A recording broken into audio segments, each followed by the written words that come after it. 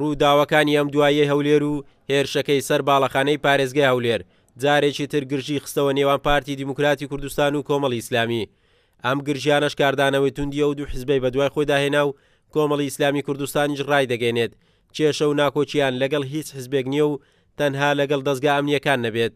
مشکلەی ئێمە لەگەڵ هیچ حیزبێکە ئێمە کێشەمان نییە، بەڵام کێشەمان لەگە دەسەڵاتەوە. هەرێمی کوردستانی چێکی لە گرفتەکانی ئەوەیە کە تا ئێستا حیزب و دەسەڵات لێک جیانەبەوە. دەسەڵات وێنەی وەکو بڵێ پەیڕەوی سیستەمی دەسەڵاتی خۆی بکاو، حیزبش لە دەرەوەی دەسەڵات بل هەرێمی کوردستان تا ئێستا ئەو جیانەبەوە.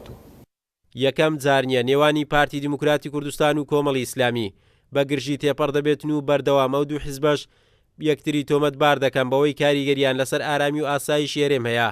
بەرپرسی پەیوەندیەکانی پارتی دیموکراتی کوردستانیش دەڵێت نێوانی ئێمە و کۆمەڵی ئیسلامی ئاساییە و دەستگا ئەمنیەکانیش ئازادن بۆ بەدواداچوون و پاراستنی ئارامی و دابینکردنی ئاسایش. ئەمە پەیوەندی بە پارتی و کۆمەڵی ئیسلامیەوە نییە. ئەوەی کە لە پارێزگای هەولێر ڕوویدا ئەمە کارێکی تیرۆریستی بوو و کەسەکانیش دیارن ئەوانەی ئەو کارایان ئەنجام داوە. دەستگا ئەمنیەکان کاری خۆیان دەکەن. ئێمە وەکو پارتی هیچ لایەنێکی سیاسی اتهام ناکەین، بەڵام ئەو دەستگا ئەمنیەکان دەتوانن ئەوان لەوان بپرسن، ئەوان دەزانن دەزانیاریەکان لای ئەوانن چێنە و چێ لە پشتی ئەو بابەتە بووە، ئەوان دەتوانن. ئەمە پەیوەندی بە ئێمەوە نییە وەکو پارتی دیموکراتی کوردستان.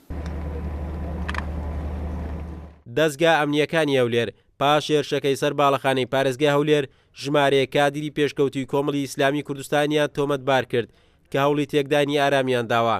کورسات نیوز چەندین زار پەیوەندی بە دەستگا ئەمنیەکانی هەولێر کرد بۆ وەرگرتنی زانیاری لەبارەی تۆمارکردنی سکاڵەکانیان، بەڵام بەردەست نەبوو.